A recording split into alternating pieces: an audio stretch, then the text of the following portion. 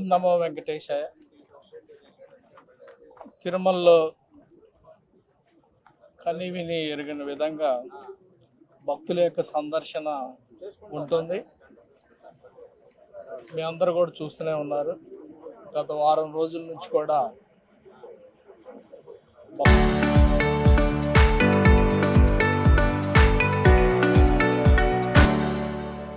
భక్తులు వస్తూ ఉన్నారు. టీటీడీ కూడా అంతే విధంగా గేరప్ అయిపోయి దర్శనాలు కూడా అదే రకంగా కూడా ఒక్కొక్క రోజు ఒక్కొక్క రికార్డు స్థాయిలో చేపించి భక్తులను కూడా ఇబ్బంది పడకుండా చేసే విధంగా తిరుమలలో చేయటం జరిగింది. అట్ ది సేమ్ టైం మనకి తిరుపతిలో కూడా కొన్ని స్లాటెడ్ సర్వదర్శన టికెట్స్ రెగ్యులర్గా ఇస్తూ ఉంటాం. వీటి వీకెండ్స్లో మరీ కొద్దిగా ప్రెజర్గా ఉంటూ ఉంటుంది. ఎందుకంటే అక్కడ ఫ్రీ దర్శనానికి వెళ్ళే బదులు ఇక్కడ స్లాట్ తీసుకొని వెళ్దామనే వాళ్ళు కూడా ఎక్కువ మంది ఉంటారు. కాబట్టి ఎందుకంటే బస్సుల్లో కానీ లేకపోతే ట్రైన్స్లో కానీ వచ్చిన వాళ్ళు చాలామంది ఒకరోజు ముందే వచ్చి ఇక్కడ వెయిట్ చేయడం జరుగుతుంది. కాబట్టి అక్కడ ఇప్పటికే గత 2 ఏళ్ళలో చాలా వరకు ఇన్ఫ్రాస్ట్రక్చర్ చాలా అద్భుతంగా క్రియేట్ చేయడం జరిగింది. మీరు చూస్తే చూడండి, ఎక్కడ వర్షం వచ్చినా ఎండ వచ్చినా కానీ ఫ్యాన్స్ కానీ లేకపోతే మిగతా కమ్యూనికేషన్ కానీ చాలా వెల్ ఎస్టాబ్లిష్డ్గా ఉంది. దాంతోపాటు నిరంతరం కూడా మనం వాళ్ళకి డ్రింకింగ్ వాటర్ కింద మన క్యూ లైన్లో తీసుకున్న తర్వాత పెద్దగా వెయిట్ చేసే అవకాశం కూడా ఉండదు. మన దాదాపు 3-4 అవర్స్ 5 అవర్స్లో వాళ్ళకి టికెట్ ఇష్యూయన్స్ ఇవ్వటం జరుగుతూ ఉంటుంది. పైన ఉన్న క్రౌడ్, సర్వదర్శనంలో ఉండే క్రౌడ్, ప్లాన్డ్ క్రౌడ్, వాటిని అన్ని దృష్టిలో పెట్టుకొని ఒక రోజు ముందు డిసైడ్ చేయడం జరుగుతుంది. అందరూ కూడా టెంపుల్లో పనిచేసే అందరూ కూడా ఒక టీము ఎన్ని స్లాటెడ్ సర్వదర్శనాలు ఇస్తే మనకి క్యూ లైన్ ఫాస్ట్గా ఉంటుంది, అందరికి కూడా సమానంగా టైం డిస్ట్రిబ్యూషన్ అయిపోయి ఎవరికి కూడా అన్యాయం జరగకుండా క్యూ లైన్లో గంటల తరబడి వెయిట్ చేయకుండా చేసే విధంగా స్లాటెడ్ సర్వదర్శనాన్ని రియల్ టైంలో డైనమిక్గా ఎప్పుడు కూడా మనం డెసిషన్ తీసుకోవడం జరుగుతుంది. ఒక్కొక్కసారి వీకెండ్లో ఫ్రీ సర్వదర్శనానికి ఎక్కువగా వచ్చేటప్పుడు స్లాటెడ్ సర్వదర్శనంలో కొన్ని తక్కువ ఇస్తూ ఉంటాం. అటప్పుడు ఇక్కడ కొద్ది ప్రెజర్ పాయింట్ కూడా ఉంటుంది. ప్రెజర్స్ కొంచెం ఎక్కువ ఉంటుంది. ఎక్కువ మంది స్లాటెడ్ సర్వదర్శనకు వచ్చినప్పుడు దాన్ని దృష్టిలో పెట్టుకొని కూడా విజిలెన్స్ కానీ మిగతా విభాగాలు కానీ చాలా పకడ్బందీగా కూడా ఇక్కడ ప్రెజర్ లేకుండా ముందరనే టికెట్లు ఇష్యూ చేయడం, క్రౌడ్ని బట్టి ఎప్పుడు ఇస్తే అనుకూలంగా ఉంటుంది, ఇబ్బంది లేకుండా ఉంటుంది అని చెప్పి రియల్ టైంలో క్రౌడ్ బేస్ చేసి మనం టికెట్ ఇష్యూయన్స్ చేయటం జరుగుతుంది. అలానే క్యూ లైన్లో ఇచ్చే వివిధ రకాల సదుపాయాలు కూడా ఇక్కడ కూడా కొంచెం టైం పడుతుంది. కాబట్టి అవన్నీ కూడా ఈరోజు చూసి కొన్ని సజెషన్స్ కూడా నేను, అలానే ఎస్పీ గారు, అలానే సివిఎస్ఓ గారు, జేఈఓ గారు అందరం కూడా విజిట్ చేసి అన్నీ కూడా మరొకసారి రీవిజిట్ చేసి ఉన్న ఎస్ఓపీస్ ప్రకారం అన్నీ కరెక్ట్గా నడుస్తున్నాయా లేదా అని చూసి కొన్ని ఇంప్రూవ్మెంట్స్ కూడా కొన్ని సజెషన్స్ ఇవ్వటం జరిగింది. అలానే మనకి మిగతా ప్రాంతాల్లో కూడా ఇక్కడ దాదాపు ఒక్కొక్కసారి మనం సిట్యుయేషన్ బట్టి ఇష్యూ ఏం చేయొద్దు. అంటే ఒకే రకమైన ఫిగర్ ఇక్కడ ఉండదు. అక్కడున్న సర్వదర్శనంలో ఉండే క్రౌడ్ బేస్ చేసి మనం స్లాటెడ్ సర్వదర్శనం ఇక్కడ టికెట్స్ ఇవ్వటం జరుగుతుంది. ఇప్పటి వరకు అయితే మనకి ఇక్కడ స్లాటెడ్ సర్వదర్శనం అనేది ఒక అక్కడ కూడా వాళ్ళకి దాదాపు 3-4 అవర్స్లో దర్శనం అవుతుంది.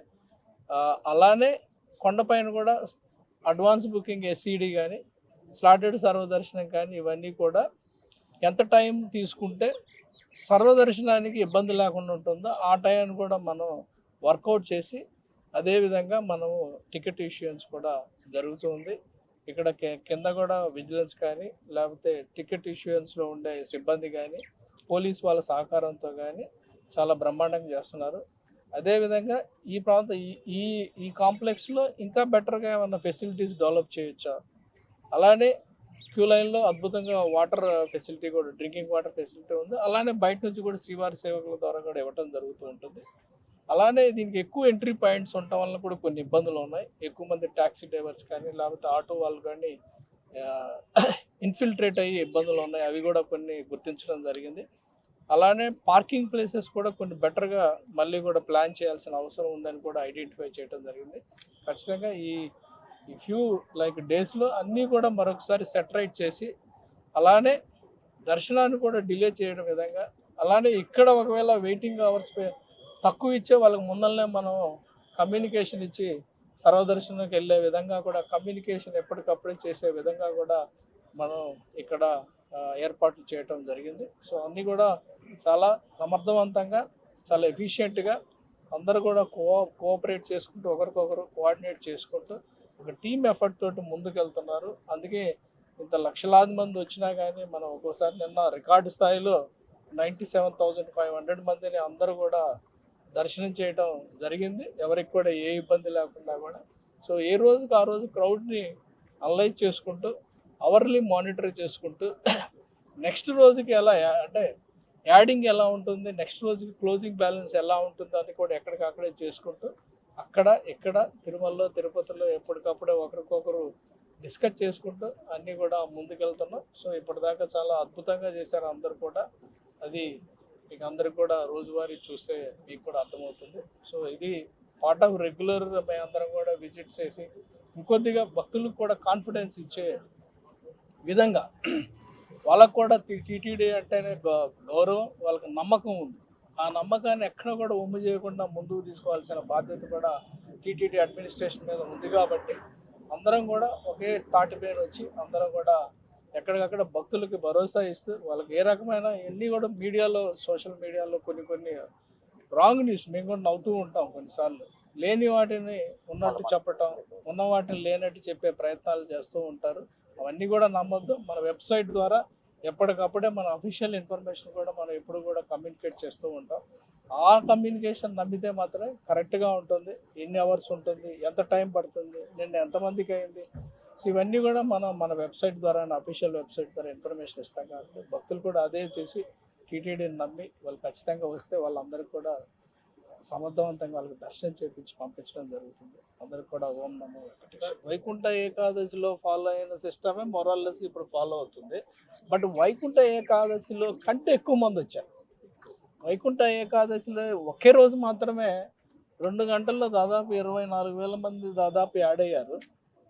బట్ మీరు చూస్తే మొన్న లాస్ట్ 3-4 డేస్ కంటిన్యూస్గా గంటకు 3,000, 3,500, కొన్నిసార్లు గంటకు 4,000 కూడా యాడ్ అయిన సందర్భాలు ఉన్నాయి కంటిన్యూస్గా.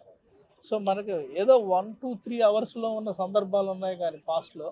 బట్ లాస్ట్ 1 వీక్ తీసుకుంటే గంటకి ఎక్కడా కూడా మీరు ఈవెన్ 11-12 రాత్రి 1 మనం ఒకరోజు మార్నింగ్ 6కు మనం క్యూ లైన్ కట్ చేయాల్సింది. క్యూ లైన్ అంతా ఫుల్ అయిపోయి మనం మార్నింగ్ 6:30కి క్లోజ్ చేసుకోవాల్సి వచ్చింది.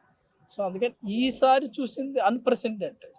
ఎప్పుడు కూడా చరిత్రలో జరగని విధంగా అంతమంది భక్తులు వచ్చారు. సో అందుకని దాన్ని మనం హ్యాండిల్ కూడా అలానే మన వాళ్ళందరూ కూడా ఫీల్డ్లో ఉండి అందరు కూడా ఎప్పుడు నిద్రపోయిన సందర్భాలు లేవు. రాత్రి మధ్యాహ్నం కొద్దిసేపు నిద్రపోయి వస్తారు. సో ఆ రకంగానే చాలా ఎఫెక్టివ్గా హ్యాండిల్ చేశారు. అందరూ ఫీల్డ్లో ఉండి క్యూ లైన్ ఎగ్జాక్ట్గా వాళ్ళని నడుపుకుంటూ జిగ్జాగ్ లైన్లు వేశారు. విజిలెన్స్ అక్కడ మన వాళ్ళు ఎగ్జాక్ట్గా వాళ్ళని 1 by 1 100 people 150 people మాత్రమే రిలీజ్ చేసుకుంటూ ఎక్కడా ఇబ్బంది లేకుండా చాలా బ్రహ్మాండంగా చేశారు. క్యూ లైన్లో కూడా అద్భుతంగా కూడా ఫుడ్ కూడా ఒక రోజు మొన్న ఫ్రైడే రోజు దాదాపు 4.2 lakh పోర్షన్స్ ఆఫ్ ఫుడ్ మనం డిస్ట్రిబ్యూట్ చేయడం జరిగింది అన్నదాన్ని. సో అందుకని ఇది రౌండ్ ద క్లాక్ మన వాళ్ళందరూ వర్క్ చేస్తూనే ఉంటారు. సో కొంతమంది నిద్రపోవడానికి పోతే మళ్ళీ నెక్స్ట్ బ్యాచ్ల వారీగా వర్క్ చేయడం వలన సర్వీసులు ఎక్కడా ఇబ్బంది లేకుండా అదే ఎఫెక్టివ్నెస్తో పనిచేయడం జరిగింది. సెలవుల రద్దీ సందర్భంగా తిరుపతి అటు తిరుమల భక్తుల సంఖ్య విపరీతంగా ఉంది. దాన్ని పరిగణలోకి తీసుకొని టీటీడీ విజిలెన్స్ వారి సహకారంతో తిరుపతి జిల్లా పోలీస్ పూర్తిగా సమాయత్తమై ఉంది. ముఖ్యంగా వచ్చిన భక్తుల సంఖ్యను ఆధారంగా పూర్తిగా అటు ట్రాఫిక్ మేనేజ్మెంట్ ఇటు క్రౌడ్ మేనేజ్మెంట్ని ఒకవైపు కమాండ్ కంట్రోల్ ద్వారా కింద తిరుపతిలో అయితే ఈవెన్ డ్రోన్స్ ద్వారా కూడా కంప్లీట్గా railway station, bus stand, Alipiri, Vishnunivasam, Srinivasam ఈ ఏరియాస్ అన్నీ కూడా మానిటర్ చేయడం జరుగుతుంది కంటిన్యూగా. కింద additional SP law and order and Tirupati DSP, traffic DSP కంప్లీట్గా డెడికేట్ అయి ఉన్నారు కన్సర్న్ లోకల్ పోలీస్ స్టేషన్స్తో. అదేవిధంగా తిరుమలలో కూడా ఒక ఎక్స్ట్రా ఫోర్స్ని ట్రాఫిక్ మేనేజ్మెంట్కి అయితేనేమి లేదా క్రౌడ్ మేనేజ్మెంట్కి కేటాయించడం జరిగింది. ఇటీవల గౌరవ అడిషనల్ ఈఓ గారు చెప్పినట్లుగా అత్యధిక సంఖ్యలో భక్తుల్ని ఇప్పుడు డీల్ చేయడం జరిగింది. దాదాపు more than 1 lakh every day పైకి రావడం, కింద మూమెంట్ అనేది జరిగింది. ఈవెందో అయినా ఎక్కడ ఎటువంటి ఇబ్బంది లేకుండా ఆ, వచ్చిన భక్తులకి ఎటువంటి అసౌకర్యం కలగకుండా ట్రాఫిక్ మేనేజ్మెంట్ ఒకవైపు క్రౌడ్ మేనేజ్మెంట్ చేయడం జరుగుతుంది. కంటిన్యూగా ఆఫీసర్స్ మానిటర్ చేస్తున్నారు.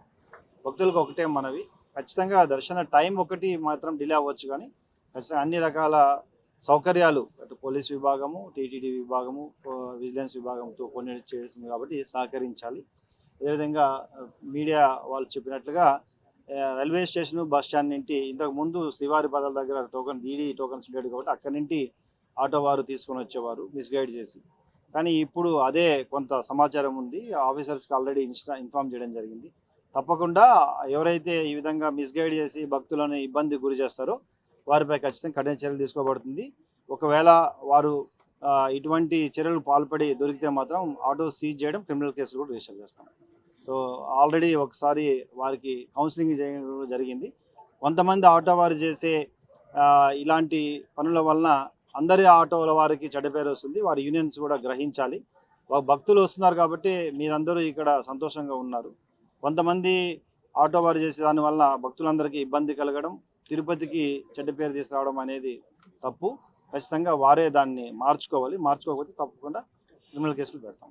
సో అదేవిధంగా మీడియా ద్వారా తెలియజేయడం, అన్ని తిరుపతిలో ఉన్న అన్ని ప్రజలు కానీ లేదా ట్రాఫిక్ మేనేజ్మెంట్లో కూడా అందరూ సహకరించాలి. ఎస్పెషలీ గరుడ సర్కిల్ కానీ, నంది సర్కిల్, మొత్తం it is a mouth of Tirumala and Tirupati. ఆ ప్రాంతంలో ఖచ్చితంగా మొత్తం ఇటీవల కాలంలో కూడా ఎక్కువగా ట్రాఫిక్ మేనేజ్మెంట్లో భాగంగా కొన్ని చర్యలు తీసుకోవడం జరిగింది. అటు కలెక్టర్ గారు, మున్సిపల్ అథారిటీస్, టీటీడీ, విజిలెన్స్ అన్ని విభాగాలు కలిసి రోడ్డుని క్లియరెన్స్ చేయడం కూడా జరిగింది. తప్పకుండా భక్తులకు ఎటువంటి అసౌకర్యం కలగకుండా ఒక సురక్షితమైన మంచి వాతావరణంలో భక్తులు వెళ్ళి వచ్చే విధంగా అన్ని చర్యలు తీసుకోవడం జరుగుతుంది.